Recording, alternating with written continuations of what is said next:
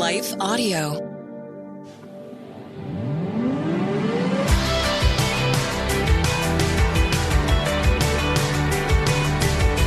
You're listening to Therapy and Theology, and I'm your host, Carly Mercoulier. This podcast is a space where we explore popular topics and questions related to the convergence of faith, feelings, spiritual formation, and more. My prayer is that through these conversations, we will grow in our awareness of who we are as beloved children of God, learn to acknowledge our needs and emotions with curiosity and compassion, and rediscover the purpose and power of our unique stories through the lens of the gospel. As a licensed therapist and ministry leader, I want to give voice to the many questions we face while cultivating a clearer view of how our faith informs our healing journey. I don't have all the answers, but I am committed to going deeper and walking together. So whether you've been to therapy or know exactly what you believe when it comes to theology, I want to invite you to join this journey as we fearlessly name the complexities of our present reality and press into the hope of the gospel story. So are you ready? Let's jump into today's question and begin this journey together.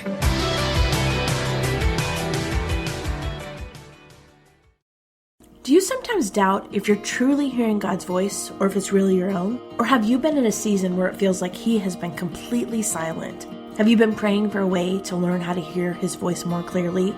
Hey friends, I'm Rachel, host of the Hearing Jesus podcast. If you are ready to grow in your faith and to confidently step into your identity in Christ, then join me as we dig deep into God's Word so you can learn to live out your faith in your everyday life. To listen now, go to lifeaudio.com or search Hearing Jesus on your favorite podcast app. The Historical Jesus podcast is the sweeping saga of the life and times of Galilean Jesus of Nazareth, as well as the faith, religion, and church founded to honor and disseminate his acts and teachings. Join me, Mark Vinette, on this fascinating journey through time, exploring the many great works of Christian theology, literature, architecture, music, and art inspired by the words and deeds of Jesus Christ.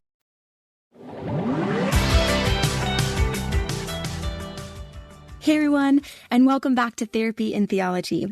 If you have been listening to the podcast lately, we have been discussing the theme of embodiment, and today we're going to connect it back to our faith journeys in the form of exploring and understanding how to rebuild our spirituality after deconstruction. For many that have experienced disembodied spirituality, trauma, or toxic fundamentalism, it can lead to questioning faith, and for some, it can lead to walking away from faith altogether.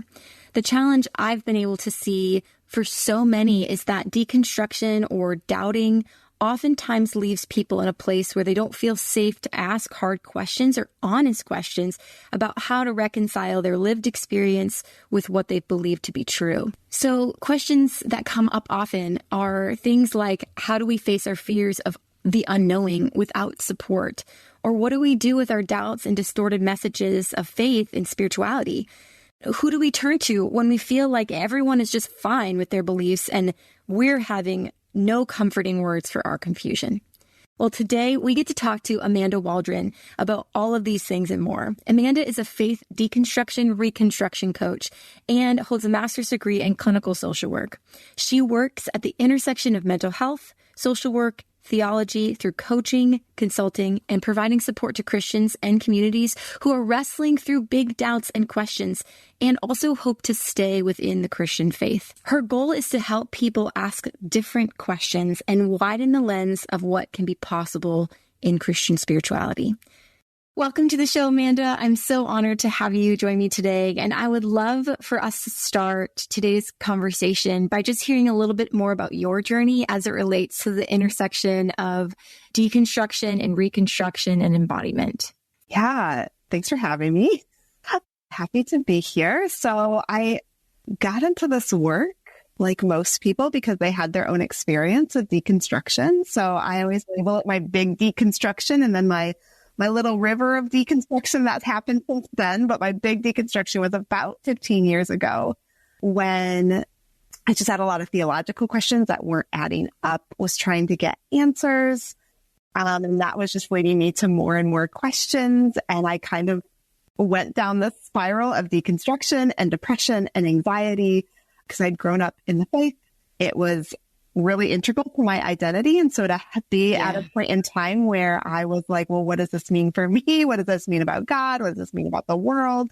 And feeling like I was just starting from scratch and not knowing like who to trust or what resources to go to. And eventually in the midst of that, I ended up taking some seminary classes and starting counseling at the same time because I was like, I need to figure this out. I got to the point where I was like, I feel like this is too integrated into who I am for me to completely stop believing, but the way that I'm operating right now is not working. So both seminary and counseling taught me that I could maybe have a more flexible mindset with viewing my faith, which was super helpful.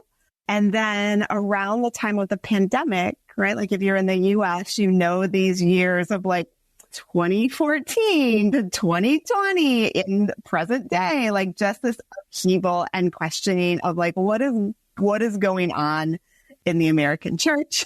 In people's faith lives. And so just seeing a surge of people kind of going through this experience that I had been through and like going through my own experience too. It's really unnerving to see people that grew your faith as a child act in ways that seem counter to what they taught you. Well, yeah. And so it got to the point where I was like, I wonder if I can help with this. And kind of looked around. I was really looking to see if there was somebody out there that I would have connected to during my big deconstruction, which was somebody that had hope for faith reconstruction, right? Like that could hold the space for doubt and questions. But I knew at that point, like I wanted to remain within the faith. And what I was finding was that there were a lot of people that were able to kind of hold space for doubt and questions, but maybe not as many people that can hold space for that faith piece. Yeah. There are a lot of helpers out there. So regardless of if any listeners are on the spectrum of deconstruction, right? Like there's a helper for you, but I tend to be the one that people seek out that have hopes of, okay, how can I remain within this faith, and maybe a more expanded or embodied way? Yeah. I love that. I think that I've seen that in my own practice and in my own process, I should say, both personally and professionally. I do a lot of integration in my work. And what I'm realizing is there is so much to question and rightfully so, based on some of the upbringings that we encounter. And yet there is that really challenging piece of, how do we reconstruct? You know, we're like, it's really important. And I did a whole series on it last season about like taking out the things that aren't healthy and really being able to not just see black and white, but what does it look like? What does that process look like to reconstruct? That's sometimes a delicate situation, but also there aren't a lot of people talking about it. So I'm really grateful for you and the work that you do. Yeah, that reconstruction part, I think can feel sensitive too, because right? Like just like deconstruction can get that sense of like, oh, you have to deconstruct in a certain way.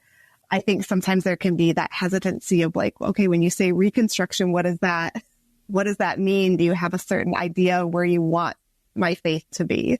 And I think as a helper and right with that therapist background, the hope is just to like, where do you want your faith to be? How do you connect with the values of the faith in the season? What's working? What can you connect with? And right, kind of tailoring it to the person. Yeah. And that kind of leads to kind of an introductory question. I think one of the biggest challenges I tend to see and hear with this whole process, whether it's from the deconstruction side or the reconstruction side, is that so many people do not feel safe to talk about what they're going through, right? And I imagine this is something that happens in your work a lot. And so I would love for you to share just how do you begin to help people in this process establish safety? And is that even a piece of it? I don't know.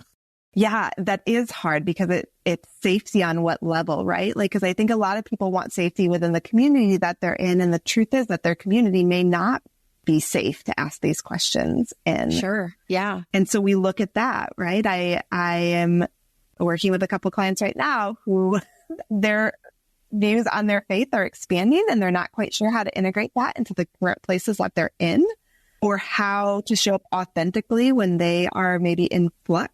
So I think a lot of times safety too is coming back to the safety of yourself. That's right. Some of the things we deconstruct is that lack of self-trust, because I think there are some messages out there that say, right, like your heart is deceitful, you can't trust yourself. And I think what that does is really kind of divorce us from our senses and our bodies and our own knowing. And so maybe that safety is first reestablishing with yourself of like, do you know your boundaries? Do you know how to maybe have some of these crucial conversations or harder conversations? Can you trust yourself to show up when things start to feel unsafe? And then of course, right, like that, I don't know, I know the word in therapy, right? Like the therapeutic alliances. So maybe an alliance of like, if you're working with somebody in this area, you want to make sure that you trust them. Right. And so I like the way that I do that or try to do that for clients is showing up with empathy, right? Like everybody wants to be heard. Everybody wants to feel like they're understood. Showing up with consistency, right? Like, are you showing up in the ways that, like, are you the same person every time that you show up?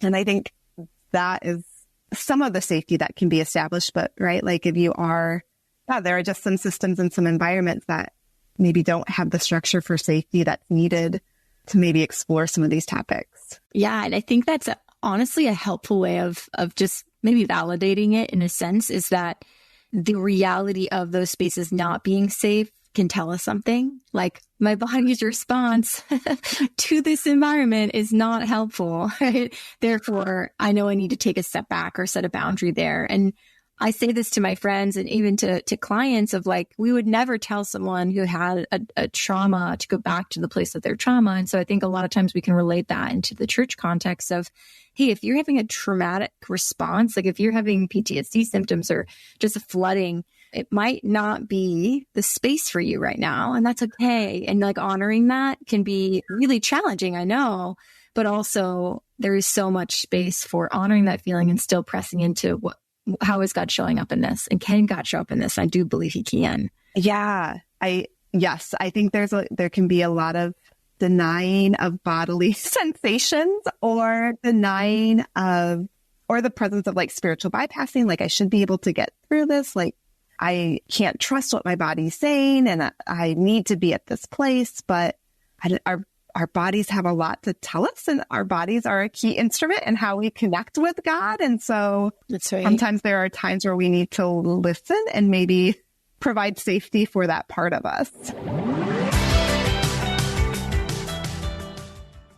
Hey everybody, I'm Dale. And I'm Tamara. And we're hosts of the Kainos Project podcast, where we help you tackle ancient Christian truths in everyday settings. The word kainos means new, and that's exactly what we want to do on our podcast. Bring something new from what is old in our faith. And on this show, you might hear us explore topics like what the Bible has to say about student loan forgiveness, discuss how the Satanic Temple affects our view of religious liberty in America, or even question why is it that so many people are having rapture anxiety.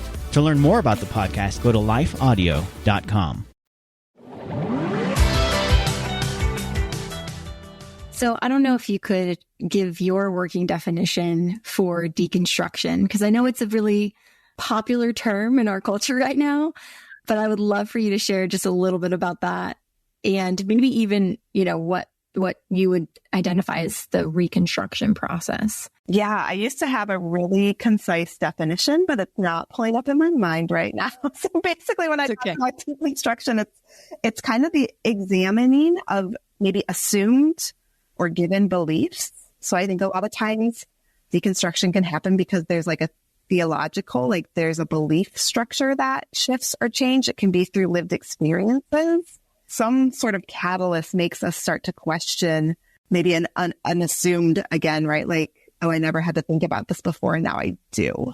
And that can be a natural part of the faith. In fact, it should be a natural part of the faith. I think deconstruction tends to get labeled when it becomes more than just that natural like ebb and flow in faith, and it becomes maybe a little bit of this crisis moment of this is ebbing and flowing, like now this is like gushing.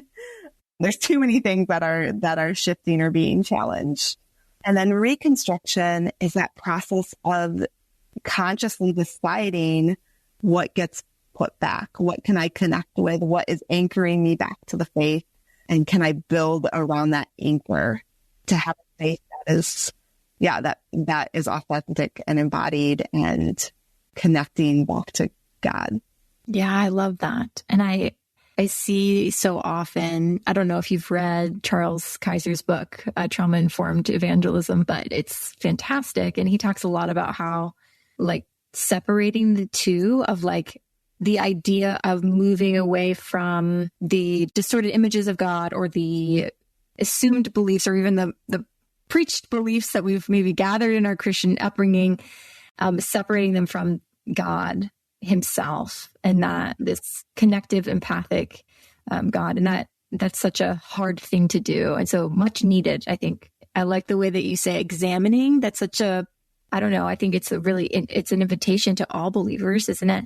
To be able to examine our assumed beliefs or even the things that we are being taught to make sure it aligns with both our lived experience and the way that we're connecting with God and others. I think that's helpful.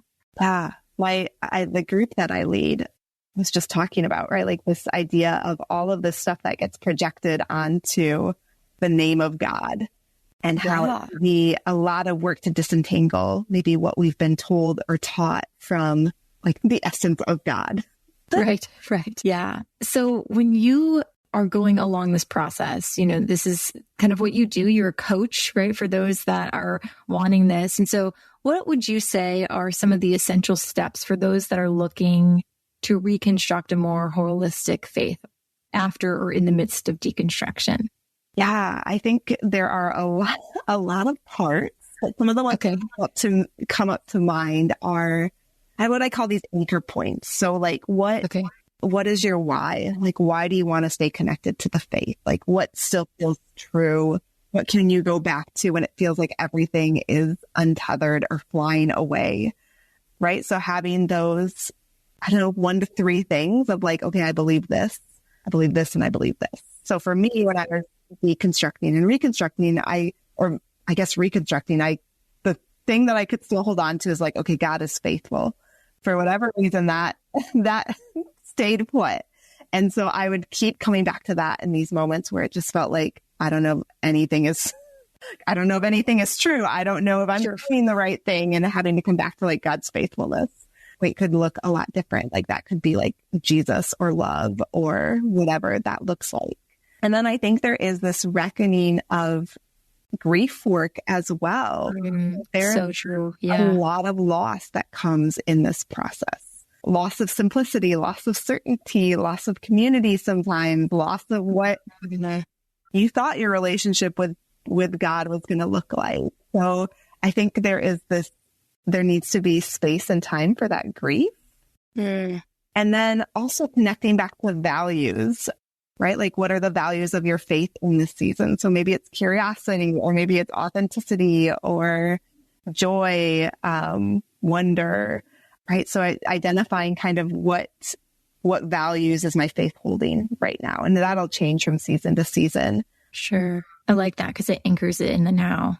Yeah. Like what do I need right now? Right. Yeah. And maybe it's rest. Maybe the value of your faith right now is rest. Maybe you've been in the deconstruction for a long time and you just need to, right? Let God take that active role, and maybe you can take a passive role in this season.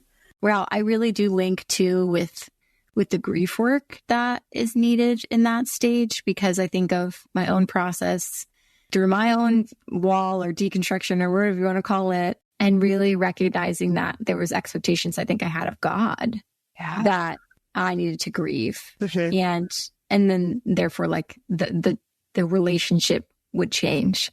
And I think that's a really helpful, hard but helpful piece of like, we don't do really great with holding grief as a society in general, but like really leaning into it as a believer can be even harder. So that's a really helpful piece of that. How long I know this is a silly question because I'm also a therapist, and so I know that there is no answer, but in a coaching kind of context, do you have a set time frame where you do this work with clients, or is it more like fluid because this type of work, grief process, right, is so fluid? It is, right? Like, and this isn't an open and shut case. So I lead a group coaching program, and it's 6 weeks. And I always say at the beginning, like, okay, we're not going to solve everything in these 6 weeks, but can we get tools, or can we get different ways to think about this? Can we shift a little bit where it's a little bit easier after these 6 weeks? Or in the spring, I have a yet to be named idea. What was exciting? I'm thinking maybe like 4 weeks. And again, right? Like, I don't think that is the end all be all of like, okay, you're good to go forever, because I do think this reconstruction process, or once you've been through a big deconstruction, Yeah. I think reconstruction is in the mix with your faith for the rest of the life. Absolutely. You're right. You Yeah. just changed after going through a period of big doubt. And so I think it can be a tool for the moment and the season, and can maybe propel you to the next phase or step of your faith. But yeah, it's not going to be like one and done. That's right. No, that's like a really good way of looking at it, though. I think there's such a need, especially in the onset or in the middle, in the in between, right? To get the support and the tools that we need in order to then move forward, feeling really confident that we can. Yeah. If I think about a bell curve, I tend to catch people that have been through the depths of the deconstruction and are maybe starting to climb up the hill, right? They've seen some things and they've come to a point where they're like, I think I want to stay. Yeah. I do that. Yeah. What does that look like? I like that. Well, that kind of leads into my next question. Like, in the work that you do, what do you see are some of the most challenging aspects of this whole process?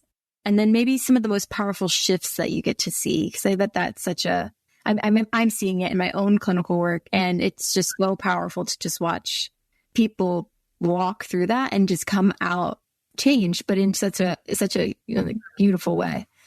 I think on the clinical side, because I do some of this work in my clinical therapy practice as well, I think it is that restoration of self-trust for individuals that have been in such high controlling experiences, for them to start to like realize that they can make decisions for themselves and call them like good, or that they can know God in ways that may be different than what they were told that they could know God.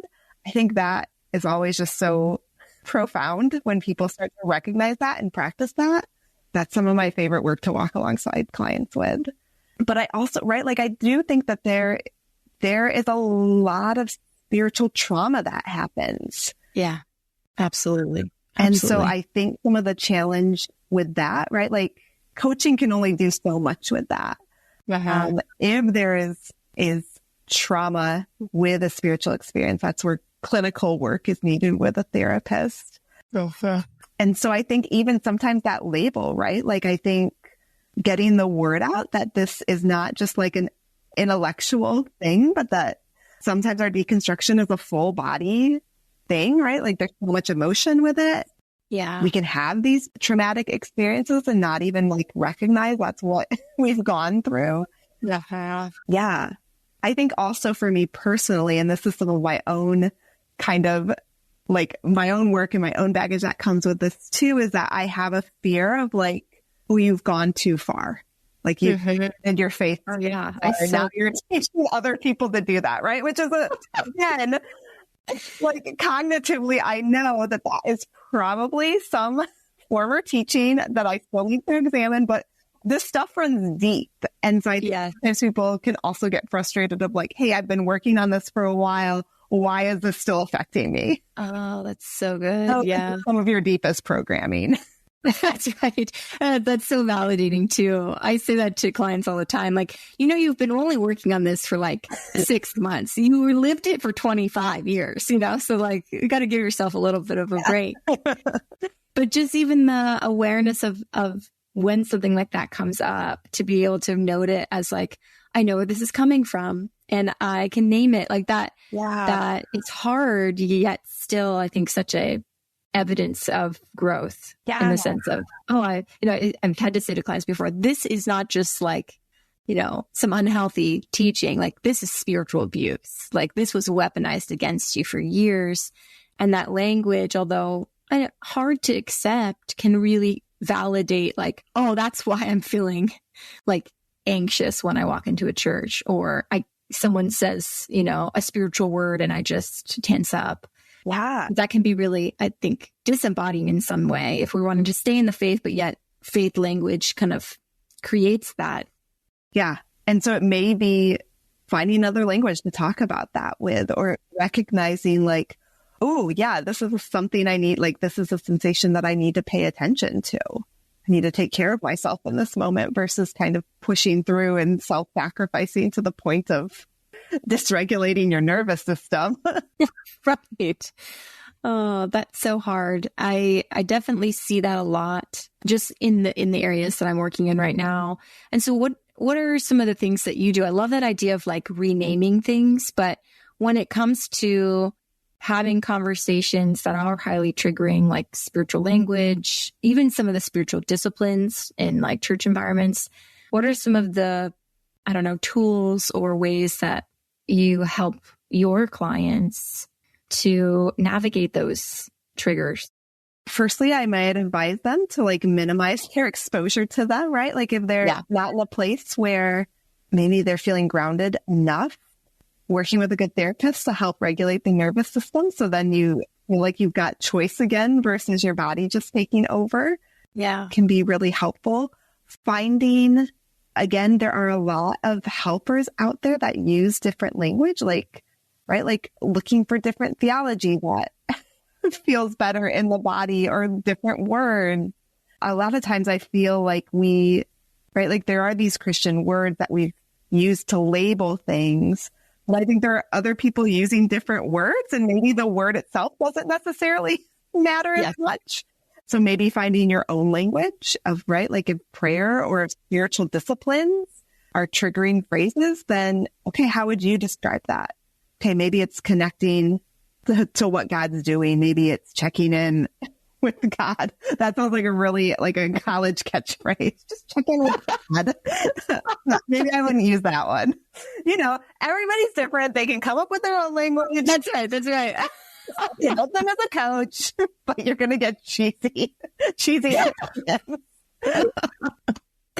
Yeah, no, I think it's so true though, just depending on the person, right? It's so specific because the messages that we've taken in throughout our upbringings really do impact that, so for someone maybe prayer is okay, but for other people, it might feel like something that casts shame or creates a pressure. And so being able to kind of hold space for that and then also acknowledge like, hey, it can be listening. It can be connecting and centering, whatever word works. And that permission to, like, cut yourself some slack, right? Like, if you had 20 years to create your faith identity and then it gets challenged and you have to rebuild it, like, we can't rebuild everything at the same time. And so sometimes being able to give yourself permission, or I like to say it in the terms of, right, like that active versus passive God of like, okay, I've been the one that's actively been building my faith for 20 years and pay for God to take the active role right now. And I can just rest. Like God can hold like the stakes of my faith.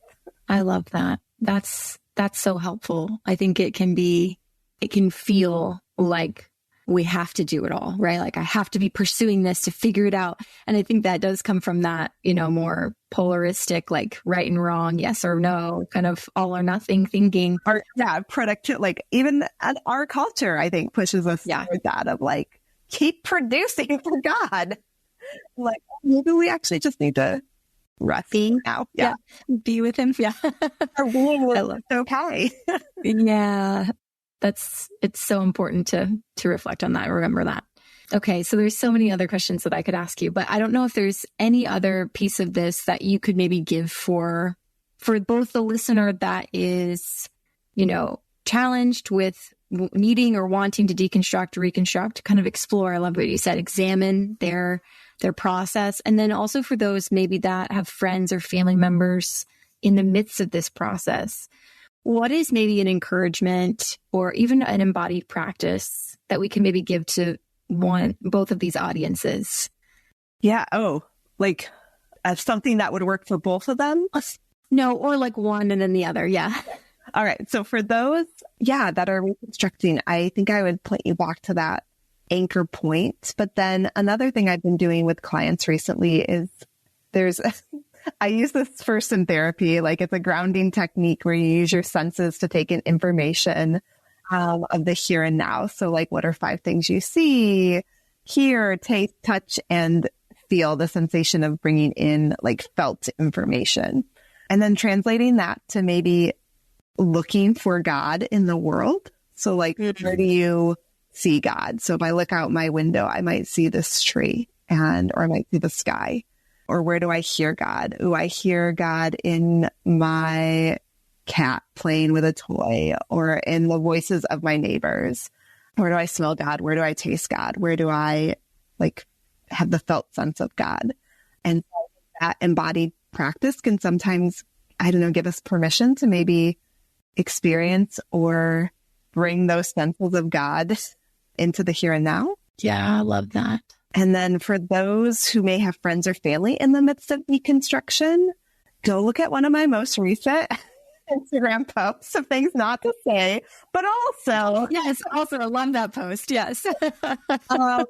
I think people just want to be heard and understood, right? So I know for friends and family that deconstruction can just mean a lot of different things. And that can be really fearful for somebody. Yeah, it can be scary. Are they going to leave the faith? And what does that mean for them?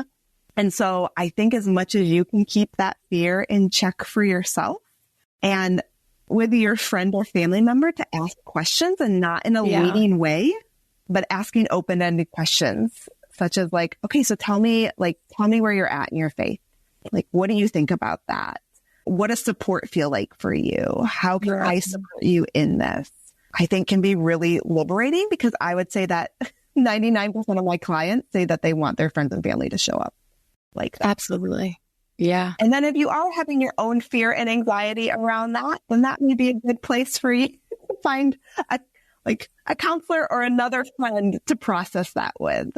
Yes, absolutely. Yeah. Having clients on both ends of that spectrum, it's been a balance, right? Of being able to hold space for the fear and the anxiety of a family member, right? And I understand that where that comes from. And then also inviting them into that process of, hey, this is actually part of the faith and part of the practice. And something my therapist has said to me that I love is just like when our faith goes beyond something that's tangible, something that's written, something that's like visible, and just recognizing like God lives outside of those things too. And that can be so beautiful.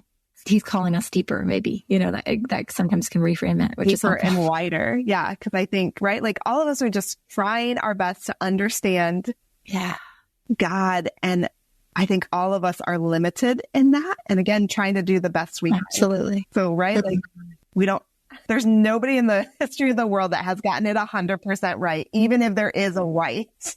Right. That's right. So you're in good company. You're doing just fine. Keep it up. Oh, that's super. Keep it rest. Yeah. Take a breath. I love that. That's going to be the mantra for this one. It's like, just rest and let God do the work. Yeah. That's good. Well, thank you so much, Amanda. I really appreciate just you being here and your thoughts on this. Is there any other things that we missed that we need to get to? I mean, right, like this is a lifetime of it really is. Here's a little taste. If you need support, find someone like Carly or myself in a therapy assistant, or right, like check out my stuff at amandawaldron.com. Yes. Yeah, it's just a pleasure and energizing for me. I'm always happy and excited to help people discover some of these truths and an easier way to be in faith. Yes. And check out her Instagram because it's hilarious. You have the best videos too. They're so relatable. Like to keep it funny. Absolutely. Absolutely. Well, thank you so much. Thanks so much for tuning in to this episode of Therapy and Theology. If you have a question or topic you would like discussed on a future episode, please feel free to email me or drop it in the comments. Also, don't forget to subscribe to have each week's episode instantly downloaded to your podcasts, and see the show notes for resources mentioned in this episode. To access more content and join my monthly email list, For the latest updates and info, visit my website at carlymarcluyer.com.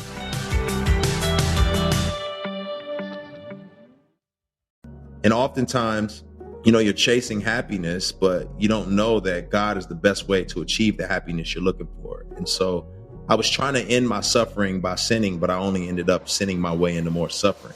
That was Grammy winner Lecrae unpacking his testimony on The Walk, a podcast for worshipers. Join us weekly to hear artists, songwriters, worship leaders, filmmakers, and other creatives tell stories in the form of a devotional. The Walk can be found on lifeaudio.com or your favorite podcast platform.